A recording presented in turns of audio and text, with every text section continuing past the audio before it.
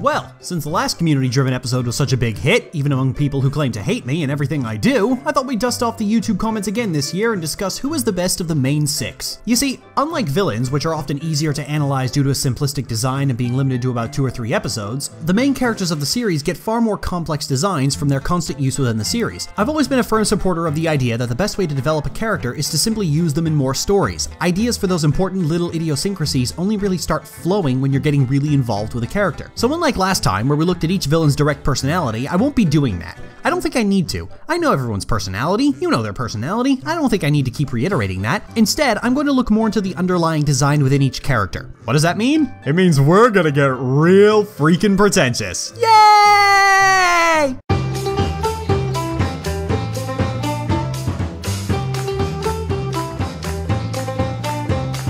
So we're starting off with our feet on the ground and our hearts down to the earth with Applejack. Here we have a comment from Darth Santoris. Ever since I became a part of this fandom, I've always had a soft spot for Applejack. Why that is not really relevant to the discussion, but I'd still pick her as the best of the main 6. Well, if it's not relevant, why'd you bring it up? First of all, and this is probably the most important point, she is the voice of reason in the group. She's the level-headed character that can talk sense into the others when the shenanigans get too far, and often plays the role of the straight mare. Contrary to the others, she doesn't have a well-defined quirk. Sometimes Twilight is obsessive and overbearing, Rarity can be selfish and manipulative, Fluttershy is a scaredy pants, Pinkie Pie is hyperactive, and Rainbow Dash is brash and arrogant.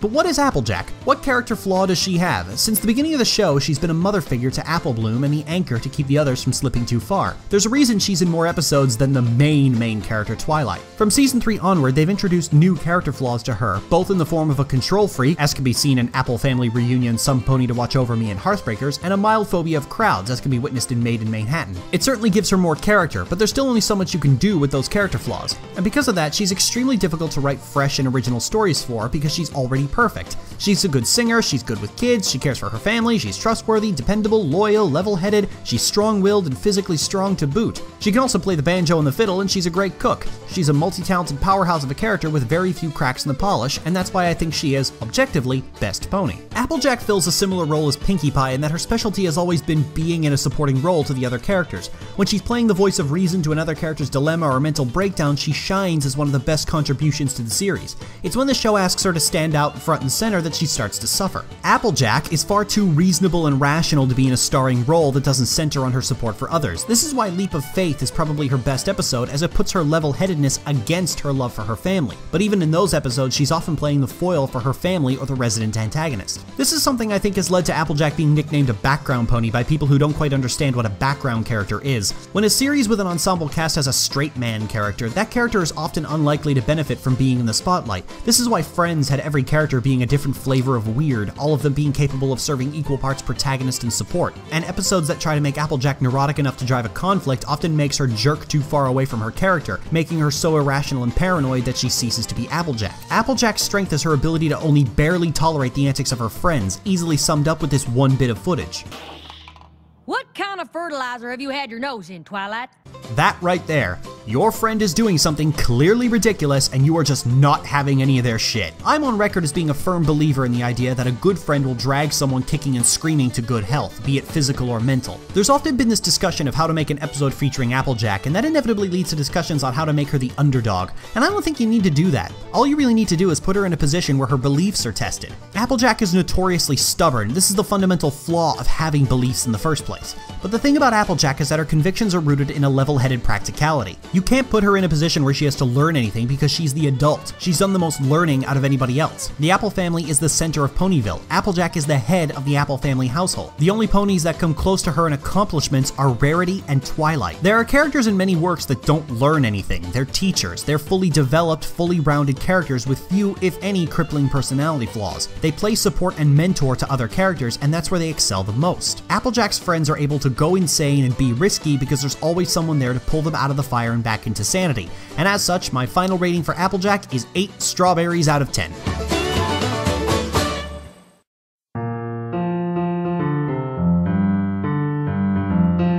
Moving on, we come to the soft-spoken Disney princess in disguise with Fluttershy. Here we have a comment from Lizzie Orchard. I'm going with Fluttershy here, as she's not just a likable character, but a necessary one. Fluttershy is both introverted and anxious, but the writers never treat those concepts as one and the same. None of the other main 6 try to force Fluttershy to be more extroverted. It's only when her anxiety gets the better of her that something needs to change. That's an important distinction for kids to make, and it's not found in many other children's cartoons. When it's time to battle her anxieties, we cheer for Fluttershy louder than any of the other main 6. She constantly works her flank off to not let her insecurities ruin her life, and the writers never run out of methods for doing so to explore in every episode she stars in. Seeing her efforts finally pay off was one of the greatest and most satisfying parts of season 5. It's like watching a Disney princess duel a dragon, or an old school Disney princess become a modern Disney princess. Fluttershy is a character I've always loved in theory. In practice, Fluttershy has fallen short for 4 seasons straight. Fluttershy's design always suffered from one crippling flaw. Any lesson she learned before season 5 was instantly forgotten the minute she was brought out for another episode. Additionally, Fluttershy's only explored personality trait was that she was shy and timid. Her anxiety was everything about her and little else was explored. So much like Sunset Shimmer, we have to analyze this character in 2 parts. Before It Ain't Easy Being Breezy's and after It Ain't Easy Being Breezy's. Starting from season 1, Fluttershy was a very one-note character. Her timidity was often a burden on the group, and she very rarely, if ever, contributed to a solution. The closest thing to a contribution she would ever make were sudden rushes of adrenaline. Her timidity was characterized as being so extreme she devolved into paranoid hallucinations, and there was clearly some form of mental illness going on. The first few seasons suffer from what I like to call Family Guy syndrome. Everything had to find some way to return to the status quo by the end of the episode, and every character except Twilight had to hit reset in some form or another.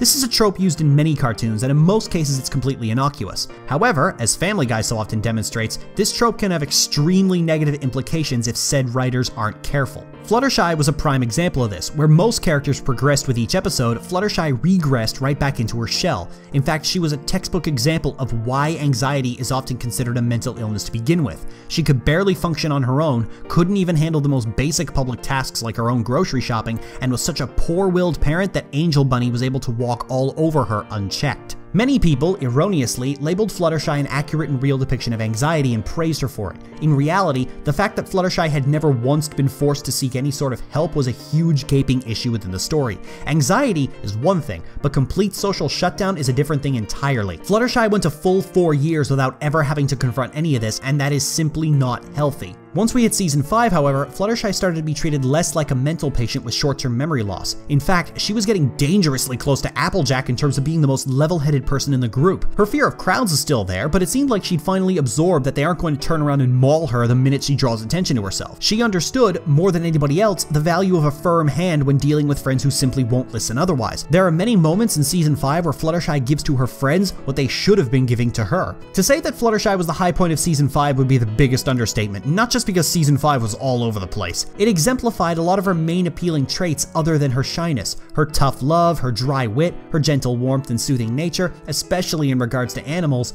all things that make up huge parts of Fluttershy's character that were largely ignored up until this point. So for season 1 to season 4, my final rating for Fluttershy is 3 butterflies out of 10. For season 5, my final rating for Fluttershy is 9 Flutterdries out of 10. Combined, we come to a total score of 6 Mind Trick Glares out of 10.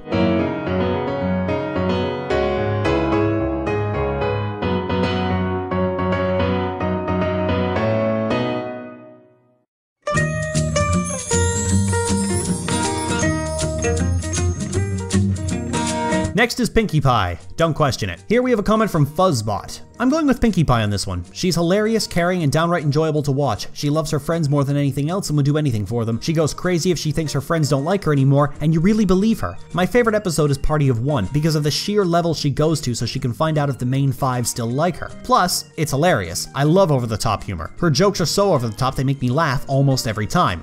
Wait, almost? I suppose we can't really talk about Pinkie without talking about the fact that she's the show's resident comic relief. In much the same form as Applejack, Pinkie has always shined when put into a supporting role, but tends to suffer more significantly in a starring role. In the majority of episodes, Pinkie exists entirely to lighten the mood and keep an otherwise grim situation from getting unbearably grim. Pinkie's humor operates on Looney Tunes logic, where the more over-the-top and physics-defying you are, the funnier it is. So Pinkie, unlike most other characters, seems to have a physiology specifically intended to break the world's own logic. She dismembers herself at will, she can predict the immediate future, future, effectively warp around the area, all things intended to serve her own comedy. Despite fans constantly claiming that Pinky is known for breaking the fourth wall, she's only ever truly done it on 2 occasions, in The Lost Treasure of the Griffinstone and Make New Friends But Keep Discord. The most she does in other episodes is glance at the camera's general direction. Here we have a comment from Stardusk. I'm going with Pinkie Pie. She plays a very important role in the friendship circle. She is funny. Without that, the show wouldn't be as enjoyable. She also knows when to cut the jokes and be serious for her friends. Like during the Cutie Map episode, she wasn't buying anything that Starlight Glimmer or anyone else was doing. That episode also gave us a glimpse of what the show would be like without Pinky after her cutie mark was taken away. Interestingly enough, when Pinky's being serious, she's actually still silly. Pinky's seriousness, like everything else about Pinky, gets pushed up to 11. She doesn't just get serious, she gives people the evil eye. She scowls in a deliberately over-the-top way. Even when you're expected to take Pinky seriously, you still can't take her 100% seriously. She's the pony version of Metal Gear. But Pinky has always had one major issue. Outside of comic relief and lifting the mood, Pinky doesn't serve much purpose within the story. All the submissions I actually got for Pinky center around the fact that she makes her friends laugh. And in most cases, that's great. But out of every one of the main 6, Pinkie Pie is the only character whose very presence can have a worsening effect on an episode. I'm sure we've all heard from many an analyst about how Feely Vanilli had the worst representation of Pinkie Pie in the entire series, and while that episode is rife with issues, Pinky sure as hell doesn't help matters. Also, what the fuck is this? You see, comic relief is something that can get very old very quickly, and there are a lot of instances where Pinky's antics can wear on the audience more than entertain. And without comic relief, Pinky doesn't see a whole lot of use. I think I'm in the minority of people who didn't particularly care for Pinky Pride. It always felt like a very predictable episode to me. Pinky's been upstaged, then she's sad, then she quits partying, then she finds her mojo, then she parties again. I think this is the plot of Spider-Man 2. That being said, I think most people are in agreement that where Pinky shines is when she's practically falling apart. No, I don't mean Party of One. I mean the one where Pinkie Pie knows, where she's getting increasingly antsy and agitated throughout the entire episode until she just literally falls apart. There's a lot of great physical comedy that can be done with Pinky that I've always felt the animators never really capitalize on outside of the Equestria Girls movies, where Pinky is more constrained to real physics and as such is far more expressive. This is always the trouble with critiquing the slapstick. There's little to work with, and much like Applejack, Pinky tends to fall short of the other 4 characters when it comes to a more fleshed out design. So with that, my final rating for Pinky is 5 party cannons out of 10.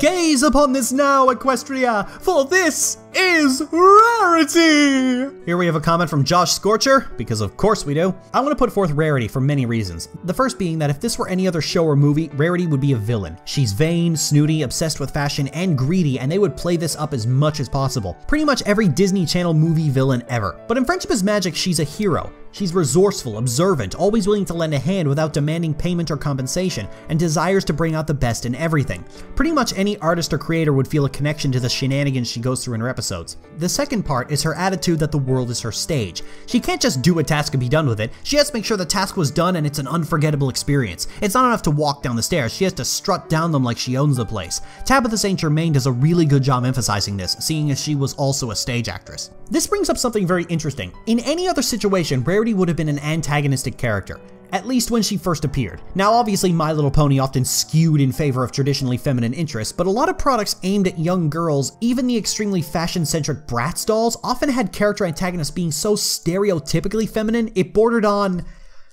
I don't have a word for it, so I'm just gonna say gender blackface. They're all preening and leering and mincing. They're syrupy and saccharine. They're into jewelry and finery and pageantry. They gorge on wine and chocolate. They have upper-class snobby accents. Their greed and vanity is pushed up to 22. You're supposed to hate these characters because they're so snobby and arrogant and a bunch of other things that aren't actually inherent personality faults. Rarity is all of that, but she's also one of our main characters, one that doesn't end up being taken down a peg every week with boring, unnecessary lessons in humility. This actually fits in well with the main 6's universal archetype design. Twilight's the bookish type, Pinky's the party girl, Fluttershy's the soft-spoken demure girl, Rainbow's the sporty girl, Applejack's the one who can probably bench press an entire tractor, and Rarity is the diva, the creator, the performer, the one who loves to be the center of attention, and the whole series relishes in it. And I guess Spike is the boy who likes quote-unquote girl stuff. Lauren Faust's original idea for this was the implicit message that there's no wrong way to be a girl, a message that is often lost by media aimed at young girls. Because of that, Rarity is probably the most important character to get right, because this type of woman is often vilified, not only in other media, but even in real life. How often have you seen some brainless dipshit with a 3-digit salary and a 2-digit IQ unironically use the term attention whore? Often used to criticize people who naturally draw attention to themselves, either by personal desire or because it's their job. Bad parents, bad teachers, and even psychologists will often criticize children for what they like to call attention-seeking behavior, as if not only is attention some sort of tangible, quantifiable resource, but that the act of seeking it is somehow undesirable. Rarity flies completely in the face of these morons, takes the blade of her hoof, and grinds it into their skulls. This might sound like a lot of small potatoes, but trust me that seemingly minor issues in society can often have disastrous snowball effects. The fact that Rarity is a welcome addition to the cast is one of the most meaningful additions to a show that so frequently screws up its own lessons. The fact that they avoided something so culturally dug in deep like this is excellent. Here we have a comment from Arolen. I have no idea how to pronounce this. Here we have a comment from Arlen. Rarity is my pick. A first impression of Rarity can make people think she is like many other girls in cartoons. Those are obsessed with appearance and hate hard work. However, Rarity is much more than that, and she proves it in her own merits. She acts indeed as a lady, but she doesn't want success because she's arrogant. She does it because she's an artist, and she wants to share her creations with everyone else. She loves being the center of attention, but she works hard to deserve everything she earns, and she places her artistic vision before anything else. Out of all the main characters, Rarity is by far the most creative and proactive, and probably the most intelligent after Twilight. She is of course flawed, but she represents perfectly how art and hard work often go together. Although she is generous and she cares more about her vision than about money, she is a successful businessman. She is also dramatic and grandiloquent, and yet she is usually the voice of reason, and she acts as one of the most mature characters of the show. Rarity is believable enough to be relatable and exaggerated enough to be entertaining. For me, she is one of the most solid characters in the whole show. Rarity has always been my go-to when people try to argue that MLB is doing the bad anime thing where every character is somehow in their teens. I found it hard to understand how anybody could genuinely believe that any of these characters are under their 20s. Namely, how one of them is a small business owner who is apparently so successful that she can operate a second chain in the wealthiest city in the freaking country. Yeah guys, it's totally reasonable to assume that she's freaking 14. Bronies are weird. What I like about Rarity is that she accepts no bullshit. She opened a boutique in probably the least clothing-oriented city in Equestria and somehow managed to make it a success. She's taken some of the most bizarre orders ever seen by the naked eye and still gets them finished. If you tell Rarity that something is impossible, she'll interpret it as a challenge. Actually, you remember what I said earlier about the classically feminine often being attributed to villainy? Rarity does that a second time with being a businessman. Companies and corporations are vilified by practically everybody. Even in Friendship is Magic, if you represent business in any way, your ass is toast. Not Rarity. Rarity seems to be impervious to tropes. So with all that, my final rating for Rarity is 9 crystal gems out of 10.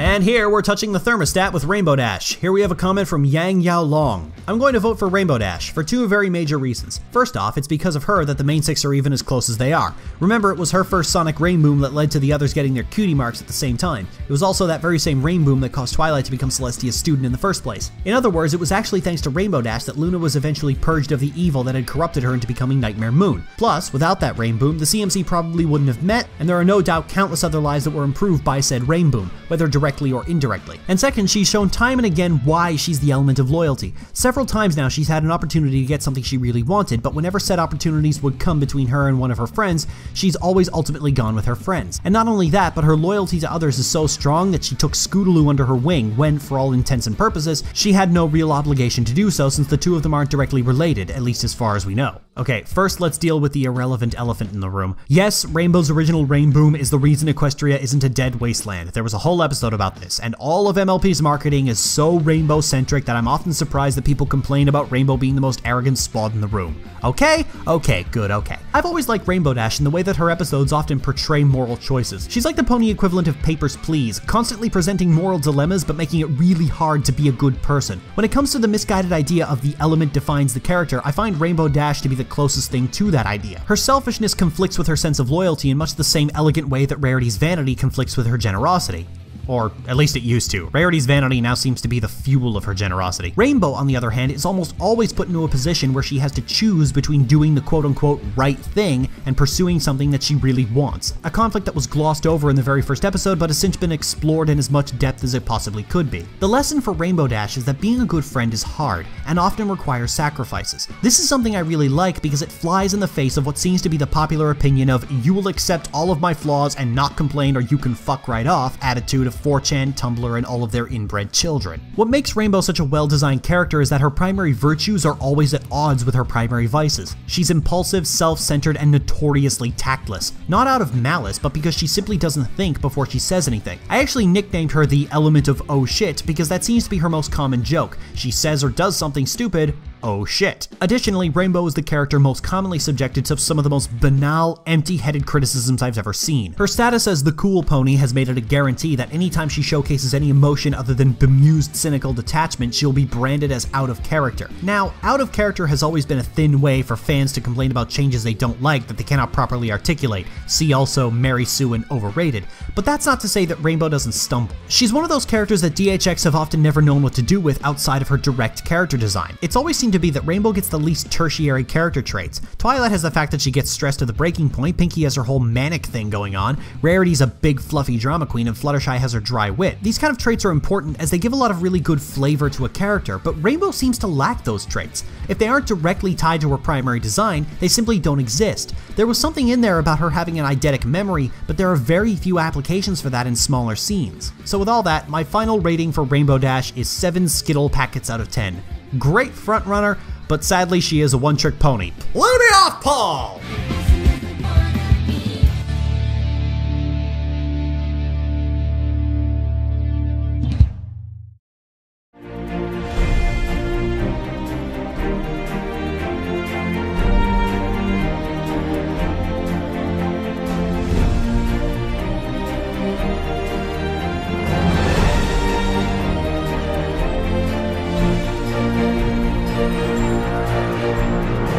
And lastly, we move on to Her Royal Majesty, the Princess Twilight cometh. And here we have a comment from Lavender Not Applicable. Behold, behold. Twilight Sparkle for sure. As a character, Twilight is the only one who fulfills the expectations of a story founded on Aesop's. That is, character development and morality as well as in general. While the writers seem to bicker over what exactly caused Twilight to be such an introverted character, she nonetheless improves from this problem into becoming the Princess of Friendship. Beforehand, she didn't care to give lessons on the right thing to do, and is now handing these speeches out like candy as seen in the season's beginning episodes. One can argue other characters such as Rainbow Dash are better through sheer complexity, especially regarding how they react to situations. Twilight's character is defined through her likes and dislikes, and as a princess, the story and characters cater to see that everything is done to complement those interests. However, she shows constant improvement instead of slamming down the reset button in morals, shown more blatantly in Fluttershy and less so in, say, Rarity. And like Tyrek, her simple ways make her such an enjoyable, fun character while also exceeding the expectations of the story. Now I'll be honest, I was considering disqualifying Twilight entirely because the single main character is kind of hard to beat.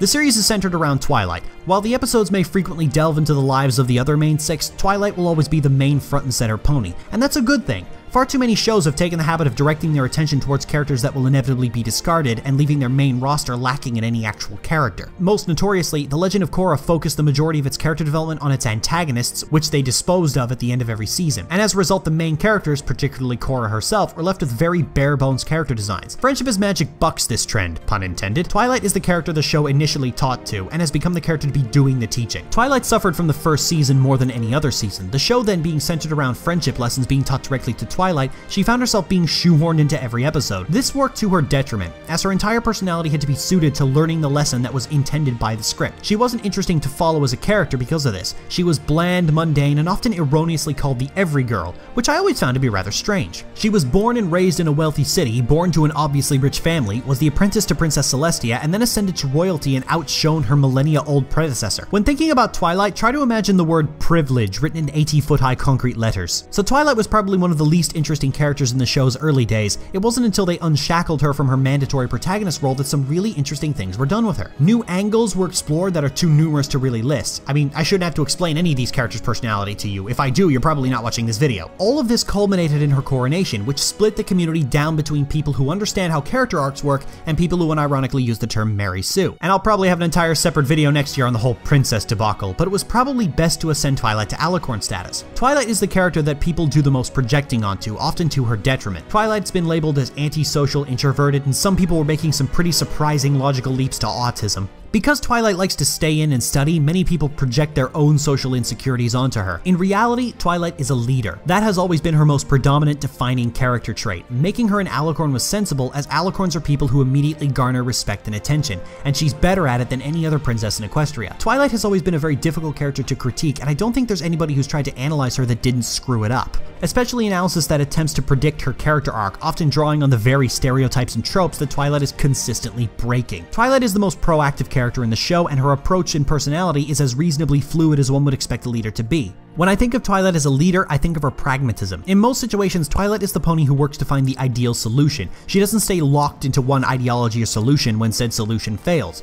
She's the princess who understands when to be gentle, when to use force, and when to combine the two. All of this is the result of 5 seasons of strong, varied character development. Twilight is defined by having a greater variety of conflicts than any of the other main 6 combined, coming out of it with a wealth of knowledge to choose from. The only time this isn't the case is when the writers involved are actively screwing it up, but that's the fault of the writer, not the fault of the character. And so with all that, my final rating for Princess Twilight, and this should come as a surprise to nobody, is 9 Starchild constellations out of 10. And there we have it. In the lead, we have Twilight and Rarity with 9 out of 10, following we have Applejack with an 8 out of 10, coming in third is Rainbow Dash with a 7 out of 10, then Fluttershy with a 6 out of 10, and Pinkie Pie bringing up the rear with a 5. And with that, I can already hear the approval queue burning like a sun as we speak. Thank you all for watching, I hope you'll join me again next year.